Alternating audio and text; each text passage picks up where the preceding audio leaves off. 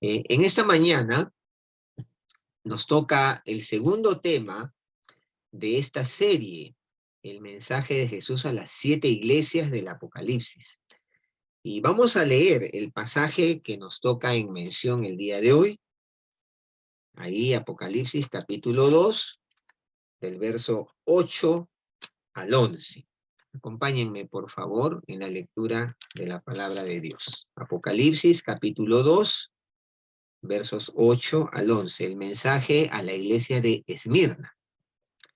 Dice así, todos allí, Apocalipsis 2, 8 al 11. Y escribe al ángel de la iglesia en Esmirna. El primero y el postrero, el que estuvo muerto y vivió, dice esto. Yo conozco tus obras y tu tribulación y tu pobreza, pero tú eres rico. Y la blasfemia de los que se dicen ser judíos y no lo son, sino sinagoga de Satanás. No temas en nada lo que vas a padecer. He aquí el diablo echará a algunos de vosotros en la cárcel para que seáis probados y tendréis tribulación por 10 días. Sé fiel hasta la muerte y yo te daré la corona de la vida. El que tiene oído, oiga lo que el Espíritu dice a las iglesias. El que venciere no sufrirá daño de la segunda muerte. Vamos a orar, por favor. Acompáñenme en oración. Señor, en esta mañana nos acercamos a ti porque deseamos que seas tú quien nos dé de beber del agua de la fuente de vida, tu palabra. Y oramos, Señor, para que al exponer esta palabra tuya sea tu Espíritu Santo hablando a nuestros corazones, llenando nuestras vidas, dándonos fe, fortaleciendo nuestra fe en ti. Y Señor, bendice a tu iglesia hoy a través de tu palabra y permítenos compartirla en la unción del Santo Espíritu de Dios. Te lo pedimos en el nombre de Jesús. Amén. Amén. Muy bien.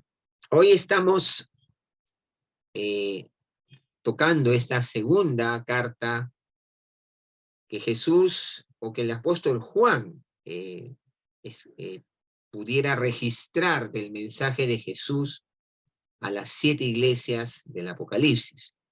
Y es el mensaje a la iglesia de Esmirna. Y la iglesia de Esmirna se le considera o se le califica como la iglesia sufriente. Y es curioso, y permítanme usar este pequeño espacio del tiempo, es curioso mencionar que a lo largo de la historia se ha comprobado que cuanto más se ha perseguido a la iglesia, tanto mayor ha sido su pureza y su fuerza. Durante décadas, la iglesia en la antigua, por ejemplo, en la antigua Unión Soviética y Europa Oriental, fueron oprimidas por sus gobiernos ateos y humanistas, comunistas. Los creyentes siguen siendo perseguidos hoy en día en los países musulmanes y en algunas otras partes del mundo hasta el día de hoy.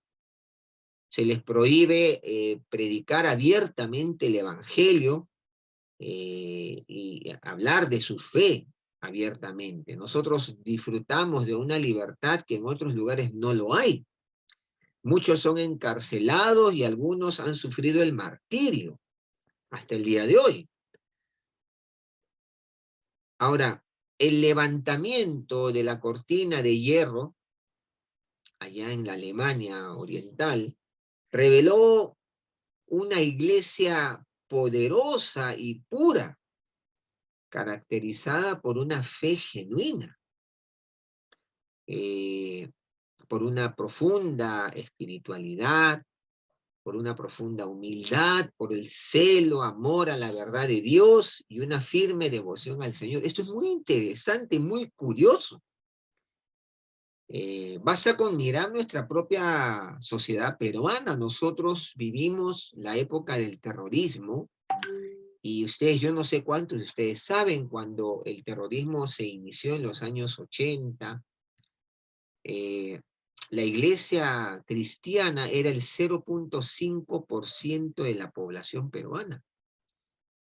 Y a lo largo de toda la etapa, el desarrollo del terrorismo en el Perú, la iglesia fue perseguida, muchas iglesias cerradas, muchos pastores perseguidos, inclusive muertos por la subversión. Pero al terminar o al pacificarse el país, es muy curioso porque la iglesia se convirtió en prácticamente el 20% de la población. Y la pregunta es ¿por qué? Porque la persecución siempre tiene esta dinámica en la vida de la iglesia de Jesucristo. Cuando la iglesia sufre de alguna manera la, la afrenta del mundo, la iglesia crece. Basta con mirar, por ejemplo, la iglesia en China, ¿no? Cuando se cerró la iglesia por el comunismo y luego se abrió la posibilidad de tener ciertas libertades, la iglesia en China era de 1 millón de creyentes y al cabo de 30 años la iglesia fueron 70 millones de creyentes a iglesia subterránea. O sea, imagínense el efecto que esto produce y que muchas veces bendice a la iglesia. Claro, a nosotros no nos gusta esta situación. Ahora, en este caso, la iglesia de Esmirna demostró el poder y la pureza que resultan de soportar la persecución debidamente. La persecución la habría purificado y depurado de pecado y había afirmado la realidad de la fe de sus miembros. Las pruebas y las persecuciones fortalecen y refinan la genuina fe salvadora. Pero ¿saben qué? Descubren también y destruyen la falsa fe. Y veamos cuánto podemos aprender del mensaje que Jesús diera a esta sufrida iglesia de Esmirna. Hemos leído, ¿no? Que ellos no eran una iglesia que gozaba de libertades, como hemos leído. Pero vamos por partes. Primero veamos el carácter de la ciudad de Esmirna. ¿Dónde es Esmirna? ¿Qué era Esmirna? Esmirna era una ciudad antigua cuyos orígenes se pierden en el mundo antiguo. Puede haberse fundado alrededor de los 3000 antes de Cristo, pero el primer asentamiento griego data de alrededor del 1000 antes de Cristo.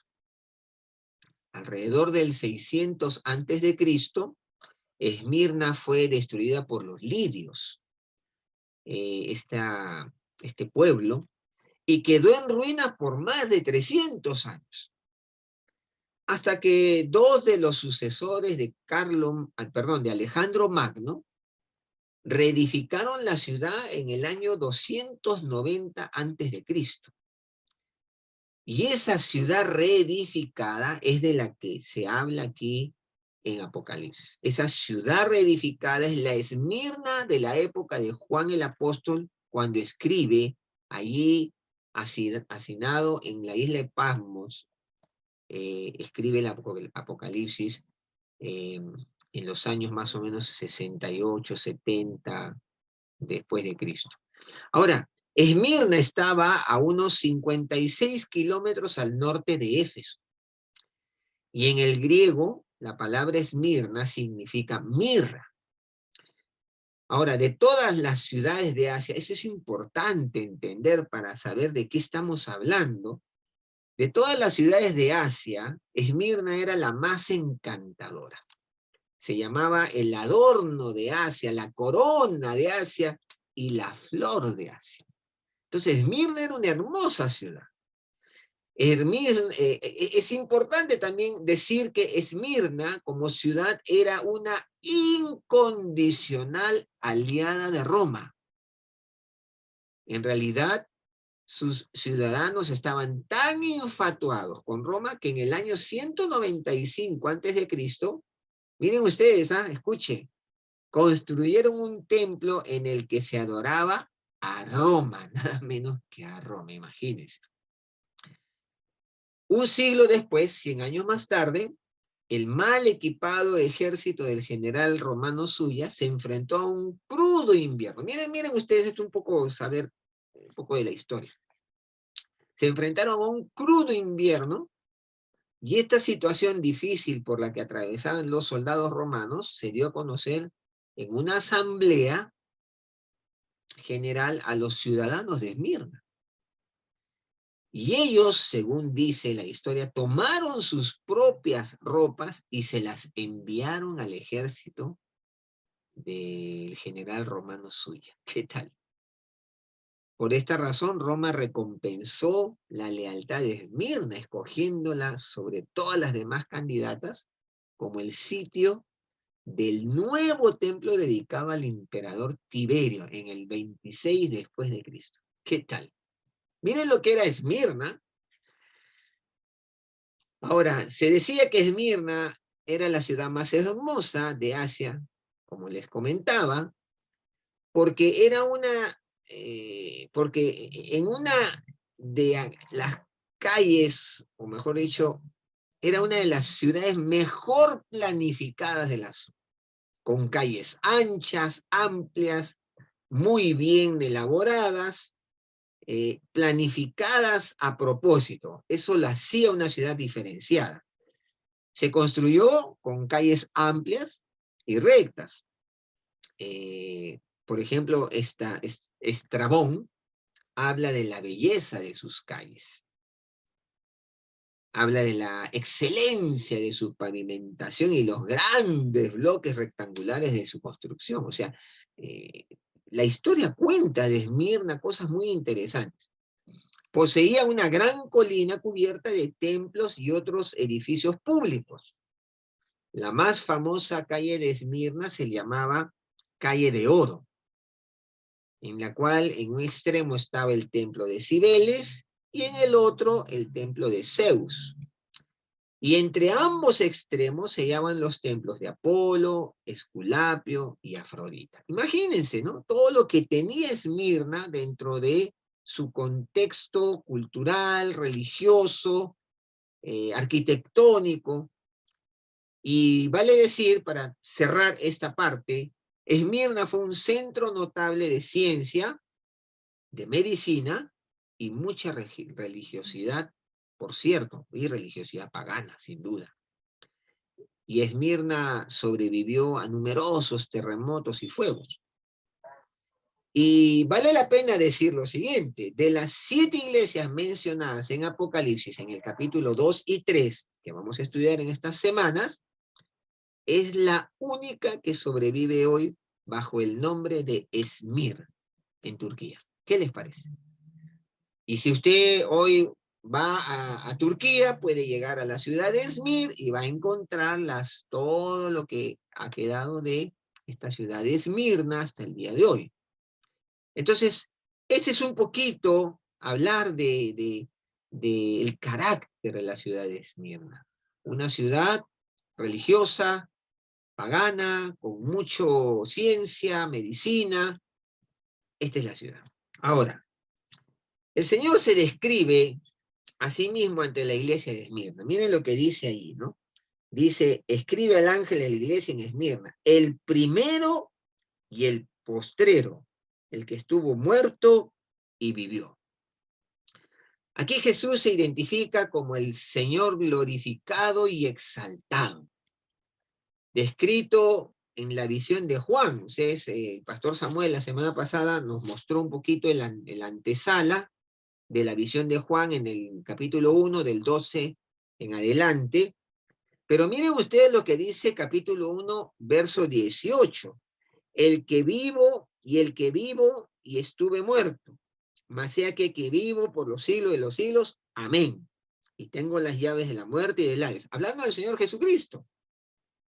A él diciendo: el que yo vivo y estuve muerto, mas he aquí que vivo por los siglos. Entonces, el Señor Jesús se presenta como el primero y el postrero. Y este título, el primero y el postrero, es un título del Antiguo Testamento para Dios. Si ustedes van a Isaías 44:6, miren ustedes, permítame leerles Isaías 44:6, miren lo que dice.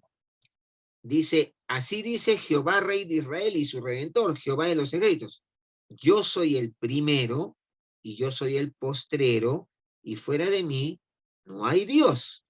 Entonces, este título, el primero y el postrero, es un título del Antiguo Testamento para Dios. Y su aplicación aquí a Cristo afirma que Él es igual en naturaleza a Dios. Él es el eterno e infinito Dios. Jesús es el eterno e infinito Dios, que ya existía cuando todas las cosas fueron creadas y que seguirá existiendo después que sean destruidas. Y amada iglesia, Jesús trasciende el tiempo, el espacio y la creación. Jesús trasciende todo eso, el tiempo, el espacio y todo lo creado. Ahora, esta designación de Cristo es muy importante entenderla y apropiarla y grabarla en nuestro corazón. Porque esta designación de Cristo era para traer consuelo a los perseguidos creyentes de Esmirna. Jesús les dice a estos creyentes perseguidos, atribulados, yo soy el primero y el postrero. Y dice más, el que estuvo muerto y vivió. Qué cosa tan tremenda. ¿Y esto por qué lo dice Jesús? Porque Jesús era conocedor de que pasarían tiempos difíciles. Cristo les estaba recordando que Él trasciende los asuntos temporales y que mediante su unión a Él también podrían ellos hacerlo. Podrían trascender lo temporal. Y aunque deban enfrentar la muerte probablemente a manos de sus perseguidores, junto a ellos está el que venció la muerte, Jesús. Y quien les prometió, yo soy la resurrección y la vida, el que cree en mí, aunque esté muerto, vivirá. Imagínense, tremenda declaración de Jesús a esta iglesia.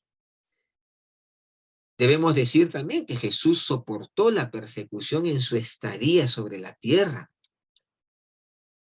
Y una persecución sumamente injusta, severa, que alguien jamás haya sufrido. Jesús la soportó, de forma que puede servir como una compasiva y comprensiva fuente de poder para los que le siguen. Jesús soportó la prueba, la persecución y venció.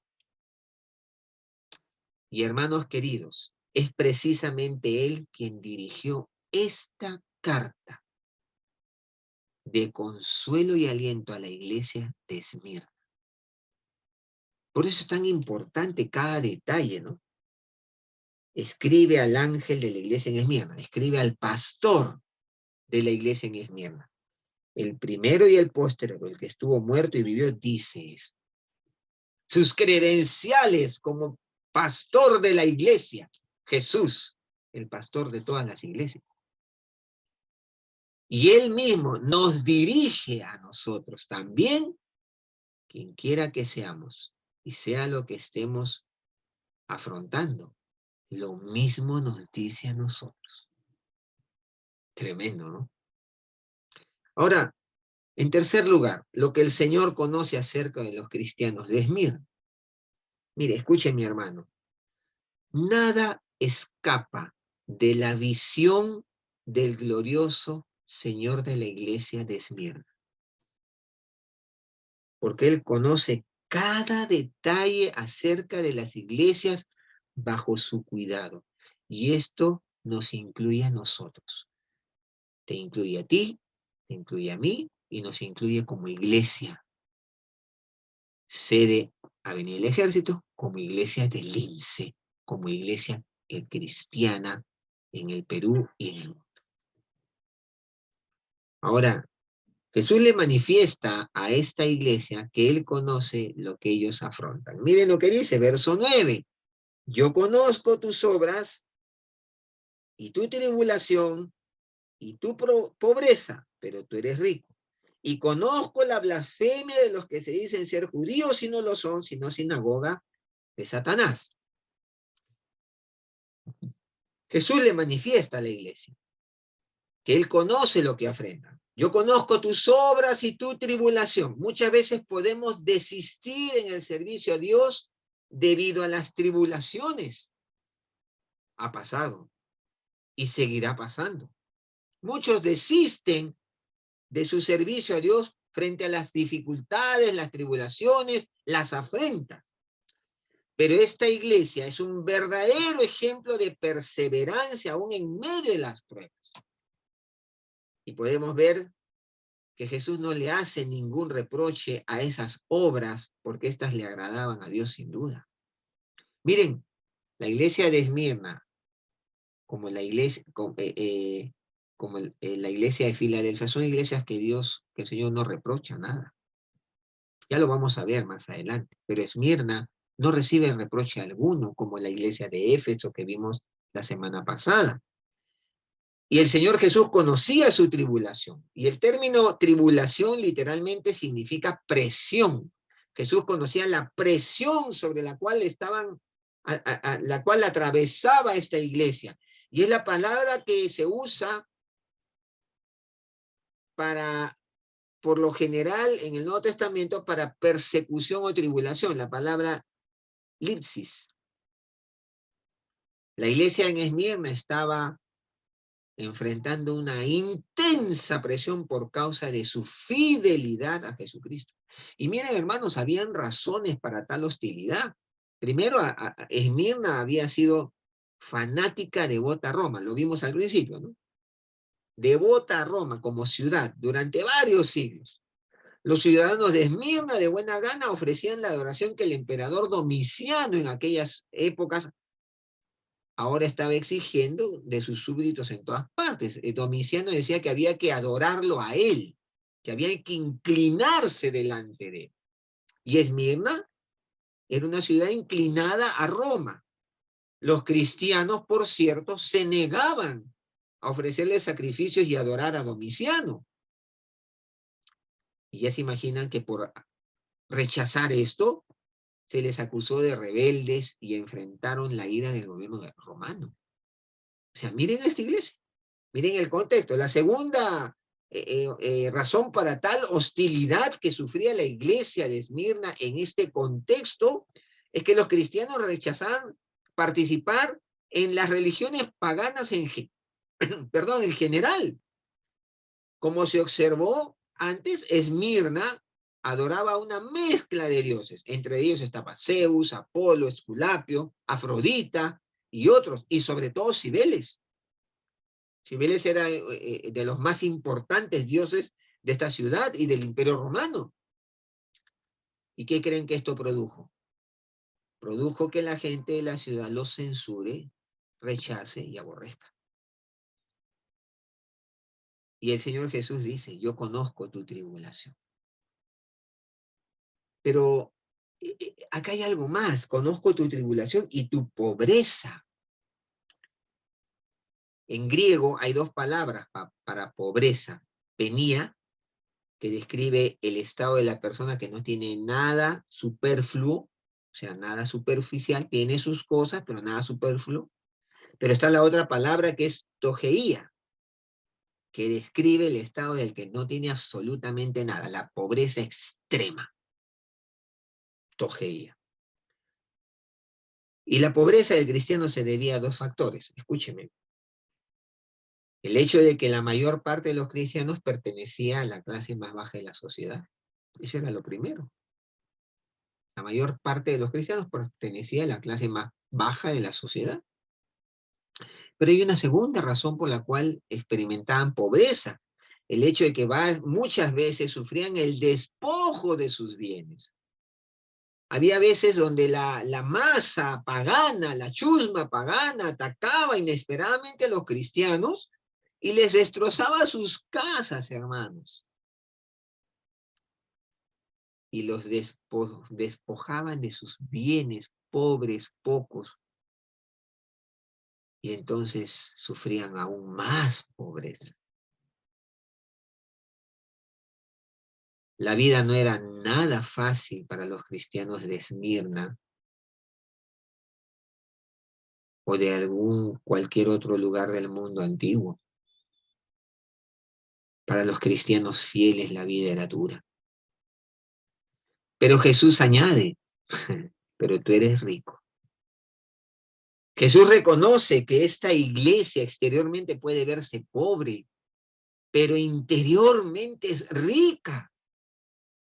Tiene verdadera vida, nada de quejas, nada de reproches por su situación que afrontan. Ellos son ricos en Dios y para con Dios. Qué cosa, qué ejemplo, ¿no? Pero también dice acá que Jesús conocía la blasfemia de los que se dicen ser judíos y no lo son, sino sinagoga de Satanás.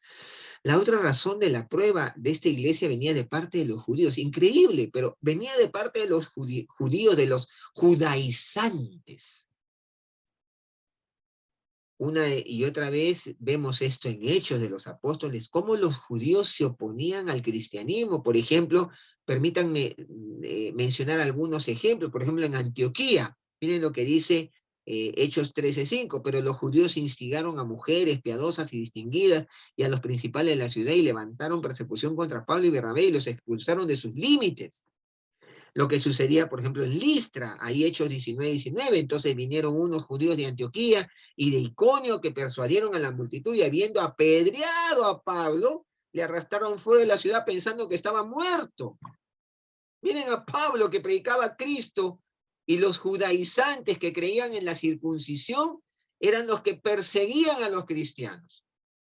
En la iglesia de Tesalónica, ahí Hechos 17:5, dice, entonces los judíos que no creían teniendo celos tomaron consigo a algunos ociosos, hombres malos, y juntando una turba alborotaron la ciudad y asaltando la casa de Jasón, procuraban sacarlos al pueblo. De esto está hablando Jesús. Y la blasfemia de los que se dicen ser judíos y no lo son, sino sinagoga de Satanás. Por tanto, no es difícil creer que también en Esmirna se opusieron a la iglesia de Cristo. Por supuesto que sí. A estos judíos el Señor los llama sinagoga de Satanás, que literalmente significa lugar de reunión del adversario. Todo esto conocía el Señor. Todo esto conocía el Señor. Pero ¿qué quiere el Señor, en cuarto lugar, que hagan los cristianos en Esmirna? Y ahí está el verso 10, que le dice, no temas en nada lo que vas a padecer. Primera cosa, no temas. ¿Saben, hermanos queridos? En la Biblia existe esta palabra no temas 365 veces, como que fuera una ilustración, una figura de Dios, que Dios nos dice cada día del año, una vez al día, no temas. No temas. No temas en nada lo que vas a padecer.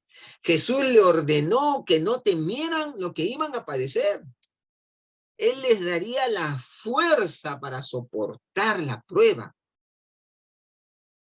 Como les dijo Jesús a sus discípulos ahí en Juan 16:33, en el mundo tendréis aflicción, pero confiad, yo he vencido al mundo. Hermano querido, Jesús no le prometió a nadie flores y rosas en el camino. Jesús les dijo, en el mundo tendréis aflicción, pero saben, confíen en mí, confíen porque yo he vencido al mundo.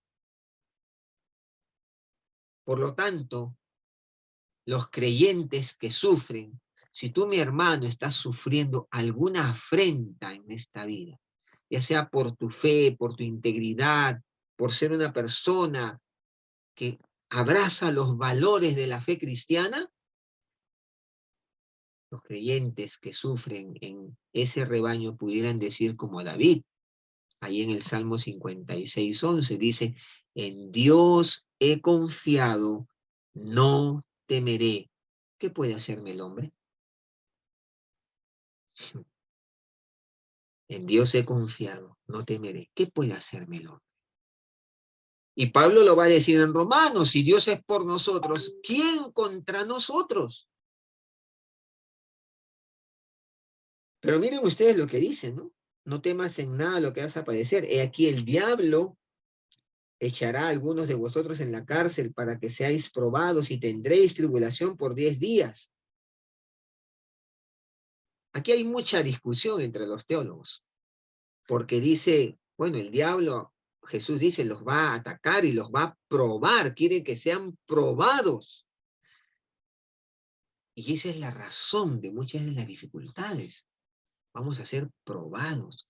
Pero, hermano querido, eso no significa que tú vas a ser destruido, ¿ah? Ser probado no significa destrucción o derrota, porque Jesús dice, no temas, yo voy a estar contigo. Y entonces, acá hay una discusión cuando dice que seréis probados por 10 y tendréis tribulación por 10 días. Los teólogos hablan de que probablemente Jesús se estaba refiriendo a los periodos de los 10 emperadores que vendrían después de Juan, y que martirizaron a la iglesia. Sea como fuere, acá hay una verdad entre líneas, que primero Dios le dice a la iglesia, no dudes, sé valiente, sé sobrio, no te duermas, no te dejes sorprender. Es lo primero que Jesús le dice, no temas lo que vas a padecer. Pero aquí Jesús pone de manifiesto las intenciones de Satanás para con la iglesia y para con los creyentes, porque esa es la dinámica del enemigo a través de los tiempos. Hermano querido, si tú no entiendes que nuestra lucha no es contra carne y sangre, sino contra huestes, espíritu y la maldad, estás entendiendo una sola arista del evangelio. Cuando tú te conviertes a Cristo, vienes a ser parte del reino de Dios, del ejército de Dios. Y el enemigo buscará desalentar tu vida, buscará atacarte, buscará derribarte.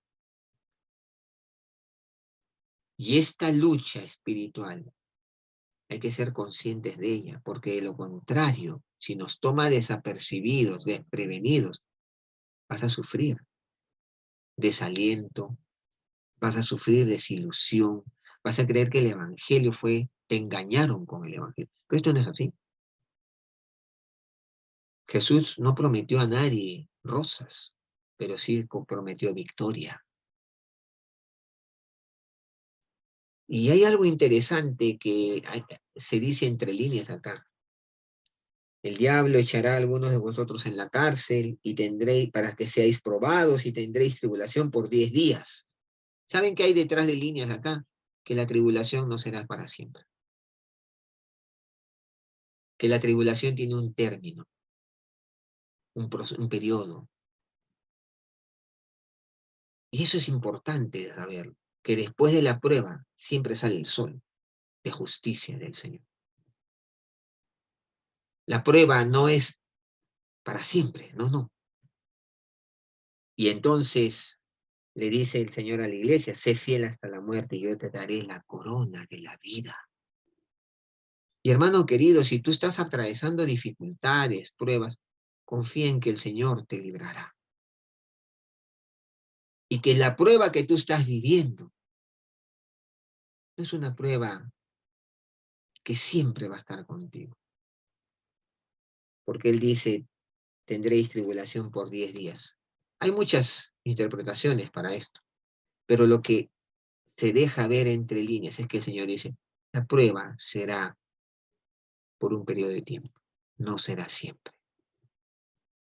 Y esto es hermoso, porque esto nos da la esperanza de saber que el Señor está ahí con nosotros. Y Él entonces nos llama a ser fieles hasta la muerte. Y Él dice, y yo te daré la corona de la vida. ¿Y qué es ser fiel a la muerte? ¿Qué es ser fiel al Señor? Ser digno de confianza. El Señor ha depositado su salvación en ti, en mí. Sé digno de confianza de ese depósito que ha puesto en tu vida y en la mía. Y por último, una exhortación y promesa del Señor. Verso 11. El que tiene oído, oiga lo que el Espíritu dice en las iglesias. El que venciere no sufrirá daño en la segunda muerte. El que tiene oído, oiga. Esto destaca el significado primordial de lo que Dios dice en las Escrituras y subraya la responsabilidad del cristiano de prestarle atención. Hermano querido, si tienes oído, oye, no lo dejes pasar. Esta es una verdad espiritual importante, trascendente. Escucha, oye, retén. No lo dejes pasar livianamente. Préstale atención. La promesa al que venciere no sufrirá daño de la segunda muerte. ¿Qué quiere decir esto? Miren, hermanos, en la vida es importante nacer 2 veces para solo morir una. Se nace de mamá, de papá, ¿no? De mamá. Pero es necesario nacer de nuevo. Es necesario nacer del Espíritu. Es necesario convertirnos a Cristo. Es necesario reconocer nuestra necesidad y condición delante de Dios. Cuando Nicodemo se acerca a Jesús, Jesús le dice, Nicodemo, te es necesario nacer de nuevo. Si no, no vas a ver el reino de Dios. Y por eso es tan importante en la vida nacer 2 veces para solo morir una sola vez. Y esto solo es posible cuando venimos a Cristo. Y entonces, cuando tú has venido a Cristo y logras vencer fielmente todo lo que este mundo puede hacer y atacar tu vida, dice, al que venciere, no sufrirá daño en la segunda muerte. Amén. Gloria a Dios. Miren, hermanos, aunque los creyentes perseguidos pudieran sufrir la primera muerte, la muerte física, nunca experimentarán la segunda muerte, que no es aniquilación. La segunda muerte no es aniquilación, sino consciente y eterna condenación en el infierno. Consciente y eterna condenación en el infierno. Esa es la segunda muerte. Pero los creyentes en Cristo no sufrirán eso, aunque sufran muerte física. Y hermanos, para redondear y cerrar esto, la perseguida, sufrida, pero fiel iglesia de Esmirna se levanta en todo tiempo como ejemplo de quienes con corazón bueno y recto retienen la palabra oída y dan fruto con perseverancia, tal como lo dice Lucas 8:15 en la parábola del sembrador, ¿no? La palabra, la semilla que cae en buena tierra, ¿no? Que con corazón bueno y recto retienen la palabra a oír y dan fruto con perseverancia. Hermano querido, la iglesia de Esmirna, perseguida y sufrida, se levanta en todo tiempo como ejemplo de aquellos que escucharon la palabra y la recibieron con gozo y dieron fruto con perseverancia. ¿Qué clase de creyente eres tú? ¿Qué clase de creyente soy? Como también aquellos, la iglesia de Esmirna también muestra a aquellos que confesaron a Jesús sin avergonzarse de él. Y un día el Señor les confesará delante de su Padre, ¿no? Como lo dice también Mateo 10:32. Y hermano querido, recuerde que Dios conoce todo cuanto vives cada día. Yo no sé qué estás atravesando tú en la vida hoy. El Señor conoce tus tribulaciones, tus luchas, conoce tu pobreza, tus carencias espirituales y materiales. Conoce a quienes te atacan cada día, usados por el enemigo para desalentar tu fe. Él conoce todo. Nada le es ajeno. Conoce de aquellas cosas que van a querer desalentar tu vida cristiana. Pero recuerda, Él te dice hoy, no temas en nada lo que vas a padecer o posiblemente ya estás padeciendo. Lo que estás enfrentando pronto pasará, no durará para siempre. Pero ¿sabes qué, mi hermano? Sé fiel hasta el final. Sé fiel hasta la muerte. Sé fiel. Nunca lo olvides. ¿Le temes al dolor y las dificultades? Probablemente que sí, como cualquier creyente y ser humano. ¿Te sientes ansioso por las tragedias o juicios que puedan estar a la vuelta de la esquina, listos para destrozar tu estabilidad, tu relativa estable vida? Pues hermano querido, este mensaje es para ti también.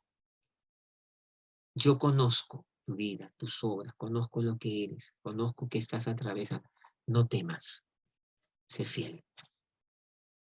Yo estaré contigo. Vamos a orar, vamos a orar. Señor, en esta mañana te damos gracias por tu palabra. Esta palabra bendita que tú dejaste registrada, este mensaje a esta iglesia sufriente, que pasó situaciones tan duras, tan difíciles, pero que tú elogias, pero también consuelas, alientas y le dices, yo conozco lo que estás atravesando, yo sé de tus tribulaciones, sé de tus pobrezas, sé de tu dolor y sé de los que se oponen a ti. Pero no temas, no temas, sé fiel, yo estoy contigo. Y Padre, gracias por esta verdad que nos alienta, que nos anima. Y hoy, Señor, venimos a ti, a renovar nuestra confianza en ti, a reconocer que tendremos luchas, que el diablo tratará de desanimarnos, que el diablo nos intentará probar, pero tú estarás ahí, Señor, siempre, siempre. Gracias, Padre. Te amamos. Gracias por esta palabra tuya. Aplícala a cada uno de nuestros corazones, a mis hermanos. Tú sabes lo que ellos están atravesando, cada uno, sus vivencias. Pero hoy tú les dices, yo conozco, yo sé, yo estoy al tanto, nada de esto te destruirá. No temas, no temas. Gracias, Señor. Te adoramos. En el nombre de Jesús. Amén. Amén. Dios les bendiga.